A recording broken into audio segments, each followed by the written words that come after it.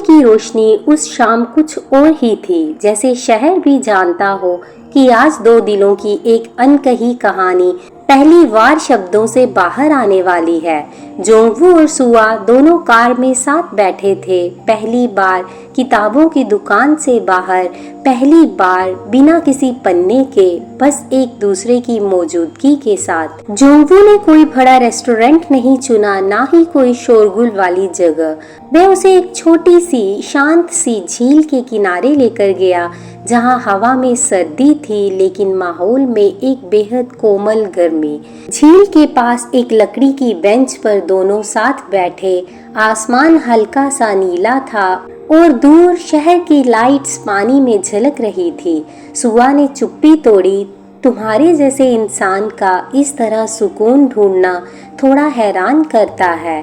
जोंगवू ने नजरें झील पर टिकाए कहा, शायद इसलिए क्योंकि शोर में सब कुछ मिला पर शांति में पहली बार तुम मिली। सुआ कुछ पल चुप रही, उसके लिए ये सब नया था। किसी का इस तरह सच्चाई से सामने आना, बिना दिखावा, बिना बनावट, ये सब वे सिर्फ किताबों में पढ़ा करती थी। जोंगवू ने उसकी ओर देखा, तुम मेरे जैसे इंसान की दुनिया में क्यों आई सुआ? उसने हल्के स्वर में कहा, शायद इसलिए क्योंकि तुम्हारी दुनिया में बहुत शोर था और तुम्हें कोई चाहिए था जो बस बैठकर तुम्हारे साथ खामोशी बांट सके। उस पल जोंगवू का सारा सख्त लिबास जैसे उतर गया। वह कोई सीईओ नहीं था अब, वो बस एक इंसान था जिसकी आंखों में भावनाएं भर आई थी। और फिर उसने धीरे से अपनी जेब से एक छोटा कागज निकाला। उसमें कुछ लिखा था, अगर कभी जिंदगी की किताब में तुम खो जाओ तो मैं हर पन्ने पर तुम्हें ढूंढने आऊंगा, क्योंकि अब तुम सिर्फ एक मुस्कान नहीं हो, तुम मेरी कहानी की सबसे खूबसूरत पंक्ति हो। सुआ ने वे कागज लिया और कुछ नहीं कहा। उसकी आंखों में आंसू थे, ना दुख के ना तकलीफ के, बल्कि उस एहसास के जो किसी ने पहली बार उसे शब्दों में दिया था। वे कुछ पल यूं ही बैठे रहे, ठंडी हवा के बीच, गर्म दिलों के पास। कोई हाथ नहीं थामा, कोई वादा नहीं किया, फिर भी बहुत कुछ कह दिया गया। अब कहानी बस पढ़ी नहीं जा रही थी, अब वे लिखी जा रही थी, हर नजरों, हर खामोशी, हर सांस के साथ।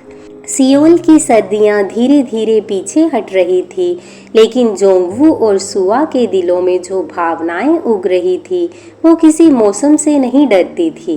उनकी मुलाकातें अब रोज की आदत बन चुकी थी, कभी किताबों की दुकान में, कभी झील के किनारे और कभी बिना कहे सिर्फ एक खामोश साथ में। लेकिन एक शाम कुछ बदला। उस दिन सुआ ने जोंगवू से मुलाकात के लिए मना कर दिया। बस उसने फोन पर इतना कहा कि आज नहीं आ पाऊंगी। जोंगवू ने कुछ नहीं पूछा, पर उसका दिल बेचैन हो उठा। पूरे दिन वो ऑफिस में रहा, पर नजरों के सामने सुआ की सधी हुई मुस्कान और आंखों की थकी सी गहराई घूमती रही। अगली सुबह वह सीधे किताबों की दुकान पहुंचा। वहां बूढ़ी मालकिन अकेली बैठी थी। सुआ ठीक है? उसने पूछा। महिला ने उसकी ओर देखा, फिर गहरी सांस लेकर बोली, वह जब छोटी थी तब से ही उसकी तबीयत थोड़ी कमज़ोर है। मौसम बदलता है तो उसे बुखार आ जाता है, लेकिन वह जल्द ही ठीक हो जाएगी। जोंगवू का दिल डूब गया। वह बिना कुछ कहे दुकान से बाहर निकला और सीधा एक फूलों की दुकान पर गया। वहां से एक छोटा गुलदस्ता लिया और उसमें एक किताब रख दी, द हीलिंग हर्ट, जिसके पहले पन्ने पर उसने लिखा था, अगर सर्दियां तुम्हें थका दे तो मेरी यादों की गर्मी तुम्हारे पास रहेगी। तुम्हारे बिना ये शहर अधूरा लगता है। वह खुद नहीं गया, लेकिन किताब दुकान के जरिए सुआ तक पहुंचा दी। अगले 2 दिन तक कोई जवाब नहीं आया। तीसरे दिन सुबह जब बर्फ गिरनी बंद हो गई थी और सूरज ने हल्की सी किरण शहर पर डाली थी, बुक शॉप के बाहर एक लड़की खड़ी थी, सुआ। वही नीला कार्डिगन, वही बाल, पर इस बार हाथों में वही किताब थी जो जोंगवू ने भेजी थी। जोंगवू वहीं था। अपनी कार से उतरते हुए उसकी नज़र सीधे सुआ से टकराई। वह दोनों एक दूसरे के पास आए। भीड़ थी पर उनके बीच सन्नाटा था। सुआ ने किताब उसकी ओर बढ़ाई। इस बार पहली पंक्ति तुमने लिखी, आखिरी मुझे लिखने दो, उसने कहा।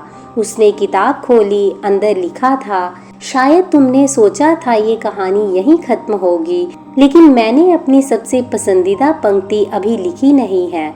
मैं तुम्हें चाहती हूँ सच्चाई से, खामोशी से और हर उस सुबह के लिए जो तुम्हारे साथ किताबों के बिना भी पूरी लगे।